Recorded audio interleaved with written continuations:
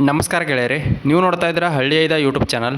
ಆತ್ಮೀಯ ಗೆಳೆಯರೆ, ಇವತ್ತಿನ ಈ ವಿಡಿಯೋದಲ್ಲಿ ಕರ್ನಾಟಕದ ಕಾರ್ಮಿಕ ಇಲಾಖೆಯಿಂದ ಕಟ್ಟಡ ಮತ್ತು ಇತರ ನಿರ್ಮಾಣ ಕಾಮಗಾರಿಗಳಲ್ಲಿ ಹೊಸದಾಗಿ ಕೆಲಸ ಮಾಡುವಂಥ ಕಾರ್ಮಿಕರು ಕಟ್ಟಡ ಮತ್ತು ಕಾರ್ಮಿಕ ಇಲಾಖೆಯಲ್ಲಿ ನೋಂದಣಿಯಾಗಲು ಅರ್ಜಿಗಳು ಪ್ರಾರಂಭವಾಗಿದ್ದು, ಅರ್ಜಿಯನ್ನು ಯಾವ ರೀತಿ ಸಲ್ಲಿಸಬೇಕು, ಬೇಕಾಗುವಂಥ ದಾಖಲಾತಿಗಳು ಏನು, ಅರ್ಹತೆ ಏನು ಎಂಬುದರ ಸಂಪೂರ್ಣವಾದಂಥ ಮಾಹಿತಿಯನ್ನು ಈ ವಿಡಿಯೋದಲ್ಲಿ ತಿಳಿದುಕೊಳ್ಳೋಣ.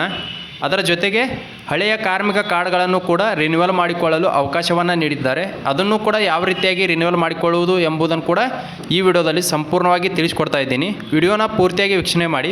ಮತ್ತು ಇದೇ ಮೊದಲ ಬಾರಿಗೆ ಯಾರಾದರೂ ನಮ್ಮ ಯೂಟ್ಯೂಬ್ ಚಾನಲ್ನ ನೋಡ್ತಾ ಇದ್ದರೆ ದಯವಿಟ್ಟು ಸಬ್ಸ್ಕ್ರೈಬ್ ಮಾಡ್ಕೊರಿ. ಹಾಗೆ ಈ ವಿಡಿಯೋನ ಇತರ ನಿಮ್ಮ ಗೆಳೆಯರ ವರ್ಗಕ್ಕೂ ಕೂಡ ಶೇರ್ ಮಾಡಿರಿ. ಬನ್ನಿ ಗೆಳೆಯರೆ, ವಿಡಿಯೋನ ಶುರು ಮಾಡೋಣ.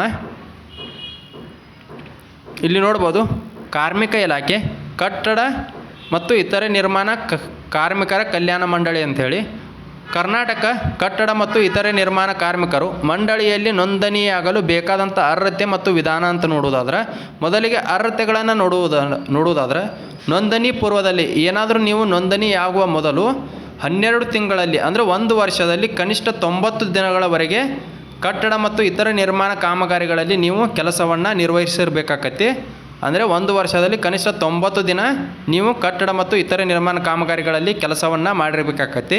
ವಯೋಮಿತಿಯನ್ನು ನೋಡುವುದಾದ್ರೆ ಕನಿಷ್ಠ 18 ವರ್ಷ, ಗರಿಷ್ಠ 60 ವರ್ಷದೊಳಗಿರಬೇಕಾಗತ್ತೆ. ಇನ್ನು ಬೇಕಾಗುವಂಥ ದಾಖಲಾತಿಗಳು ಏನೇನಂದ್ರೆ ಉದ್ಯೋಗ ದೃಢೀಕರಣ ಪತ್ರ ಬೇಕಾಗತ್ತೆ. ಈ ಉದ್ಯೋಗ ದೃಢೀಕರಣ ಪತ್ರವನ್ನು ನೀವು ಯಾವ ಕಟ್ಟಡ ಕಾರ್ಮಿಕರ ಹತ್ತಿರ ಕೆಲಸ ಮಾಡ್ತಾ ಇರ್ತೀರಲ್ಲ, ಕಾರ್ಮಿಕರು ಯಾರ ಹತ್ತಿರ ಕೆಲಸ ಮಾಡ್ತಿರ್ತೀರಲ್ಲ ಅಂಥವರಿಂದ ಪಡೆದ ಈ ಉದ್ಯೋಗ ದೃಢೀಕರಣ ಪತ್ರವನ್ನು ನೀವು ಸಲ್ಲಿಸಬೇಕಾಗಿರ್ತೈತಿ. ಮತ್ತು ಅರ್ಜಿದಾರ ಮತ್ತು ಅವಲಂಬಿತ ಕುಟುಂಬ ಅಂದರೆ ಅರ್ಜಿದಾರ ಮತ್ತು ಅವನ ಕುಟುಂಬದ ಪ್ರತಿಯೊಬ್ಬರ ಆಧಾರ್ ಕಾರ್ಡ್ ಪ್ರತಿ ಬೇಕಾಗತ್ತೆ. ಅದರ ಜೊತೆಗೆ ಬ್ಯಾಂಕ್ ಪಾಸ್ಬುಕ್ ಬೇಕಾಗತ್ತೆ ಅರ್ಜಿದಾರಂದು. ಅದರ ಜೊತೆಗೆ ಅರ್ಜಿದಾರನ ಆಧಾರ್ ಕಾರ್ಡ್ ಮತ್ತು ಅದಕ್ಕೆ ಲಿಂಕ್ ಆಗಿರುವ ಮೊಬೈಲ್ ಸಂಖ್ಯೆ ಬೇಕಾಗತ್ತೆ.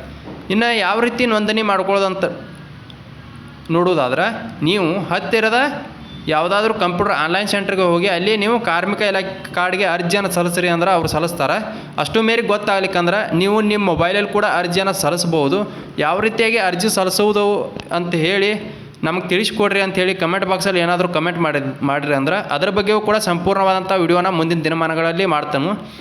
ಅದರ ಜೊತೆಗೆ ಮಂಡಳಿ ವತಿಯಿಂದ ನೋಂದಣಿಯಾದಂಥ ಫಲಾನುಭವಿಗಳಿಗೆ ಒದಗಿಸುವಂಥ ಪ್ರಮುಖವಾದಂಥ ಸೌಲಭ್ಯಗಳು ಯಾವ್ಯಾವ ಅಂತ ನೋಡೋದಾದ್ರೆ, ಪಿಂಚಣಿ ಸೌಲಭ್ಯವನ್ನು ನೀಡ್ತಾರೆ. ಅದರ ಜೊತೆಗೆ ಕಾರ್ಮಿಕರ 2 ಮಕ್ಕಳಿಗೆ ಶೈಕ್ಷಣಿಕ ಸಹಾಯಧನವನ್ನು ಕೂಡ ನೀಡ್ತಾ ಇದ್ದಾರೆ. ಮಹಿಳಾ ಫಲಾನುಭವಿಗಳಿಗೆ ವಿಶೇಷ ಸೌಲಭ್ಯಗಳನ್ನು ಸಹಿತ ನೀಡ್ತಾ ಇದ್ದಾರೆ. ವೈದ್ಯಕೀಯ ಸಹಾಯಧನ, ಮದುವೆ ಸಹಾಯಧನ ಆಗಿರ್ಬೋದು, ಅಂತ್ಯಕ್ರಿಯೆ ವೆಚ್ಚವಾಗಿರ್ಬೋದು, ಈ ಎಲ್ಲ ಸೌಲಭ್ಯಗಳನ್ನು ನಿಮ್ಗೆ ನೀಡ್ತಾರೆ. ಮುಂದಿನ ದಿನಮಾನಗಳಲ್ಲಿ ಪ್ರತಿಯೊಂದು ಸೌಲಭ್ಯದ ಬಗ್ಗೆಯೂ ಕೂಡ ಸ್ಪಷ್ಟವಾದಂಥ ವಿಡಿಯೋಗಳನ್ನು ಒಂದೊಂದಾಗಿ ಮಾಡಿಬಿಡ್ತಾ ಇರ್ತೀನಿ. ಆದ್ದರಿಂದ ಇದೇ ಮೊದಲ ಬಾರಿಗೆ ಯಾರಾದರೂ ನಮ್ಮ ಯೂಟ್ಯೂಬ್ ಚಾನಲ್ನ ನೋಡ್ತಾ ಇದ್ದರೆ ದಯವಿಟ್ಟು ಸಬ್ಸ್ಕ್ರೈಬ್ ಮಾಡ್ಕೊರಿ. ಇನ್ನು ರಿನ್ಯೂವಲನ್ನು ಯಾವ ರೀತಿಯಾಗಿ ಮಾಡ್ಕೊಳ್ಳೋದಂತ ನೋಡೋದಾದ್ರೆ, ನೀವು ಏನು ಮಾಡಬೇಕಂದ್ರೆ, ನಿಮ್ಮ ಕಾರ್ಡ್ ಹೋಗಿತ್ತಂದ್ರೆ ನಿಮ್ಮ ಕಾರ್ಡ್ ಮತ್ತು ಮತ್ತೊಂದು ಹೊಸದಾಗಿ ಉದ್ಯೋಗ ದೃಢೀಕರಣ ಪತ್ರ ಬೇಕಾಗತ್ತೆ. ಅದನ್ನು ನಿಮ್ಮ ಯಾವ ಕಾರ್ಮಿಕರಲ್ಲಿ ಕೆಲಸ ಮಾಡ್ತಿರ್ತೀರಲ್ಲ, ಯಾರ ಕೆಳಗೆ ಕೆಲಸ ಮಾಡ್ತಿರ್ತೀರಲ್ಲ ಅಂಥ ಅಧಿಕಾರಿಗಳಿಂದ ಉದ್ಯೋಗ ದೃಢೀಕರಣ ಪತ್ರವನ್ನು ಪಡ್ಕೊಂಡು ಮತ್ತು ಅದರ ಜೊತೆಗೆ ಹಳೆಯ ಕಾರ್ಮಿಕ ಕಾರ್ಡನ್ನು ತೆಗೆದುಕೊಂಡು ಆಧಾರ್ ಕಾರ್ಡ್ ಮತ್ತು ಆಧಾರ್ ಕಾರ್ಡಿಗೆ ಲಿಂಕ್ ಆಗಿರೋ ಮೊಬೈಲ್ ಸಂಖ್ಯೆಯನ್ನು ತೆಗೆದುಕೊಂಡು ಹತ್ತಿರದ ತಾಲೂಕಾ ವೈಸ ಕಾರ್ಮಿಕ ಇಲಾಖೆ ಇರ್ತಾವೆ, ಆ ಕಾರ್ಮಿಕ ಇಲಾಖೆಗೆ ಹೋಗಿ ನೀವು ರಿನ್ಯೂವಲನ್ನು ಮಾಡ್ಕೊಳ್ಬೋದು. ಇದು ಇವತ್ತಿನ ಪ್ರಮುಖವಾದಂಥ ಮಾಹಿತಿಯಾಗಿರ್ತೈತಿ. ನೀವೇನಾದರೂ ಹೊಸದಾಗಿ ಅರ್ಜಿಯನ್ನು ಸಲ್ಲಿಸೋರಿದ್ದೀರಂದ್ರೆ ಯಾವ ರೀತಿ ಅರ್ಜಿಯನ್ನು ಸಲ್ಲಿಸೋದು ಪೂರ್ತಿಯಾಗಿ ತಿಳಿಸ್ಕೊಡ್ರಿ ಅಂಥೇಳಿ ಏನಾದರೂ ಕಮೆಂಟ್ ಬಾಕ್ಸಲ್ಲಿ ಕಮೆಂಟ್ ಮಾಡಿರಿ ಅಂದ್ರೆ ಅದರ ಬಗ್ಗೆಯೂ ಕೂಡ ಸಂಪೂರ್ಣವಾದಂಥ ವಿಡಿಯೋನ ಮಾಡಿಬಿಡ್ತೀನಿ. ಈ ವಿಡಿಯೋ ಇಷ್ಟ ಆಗಿತ್ತು ಅಂದ್ರೆ ಹಾಗೆ ಒಂದು ಲೈಕ್ ಮಾಡಿರಿ. ಇದೇ ಮೊದಲ ಬಾರಿಗೆ ಯಾರಾದರೂ ನಮ್ಮ ಯೂಟ್ಯೂಬ್ ಚಾನಲ್ನ ನೋಡ್ತಾ ಇದ್ದರೆ ದಯವಿಟ್ಟು ಸಬ್ಸ್ಕ್ರೈಬ್ ಮಾಡ್ಕೊರಿ ಅಂತ ಹೇಳ್ತಾ ಈ ವಿಡಿಯೋನ ಇಲ್ಲಿಗೆ ಮುಗಿಸ್ತಾ ಇದ್ದೀನಿ.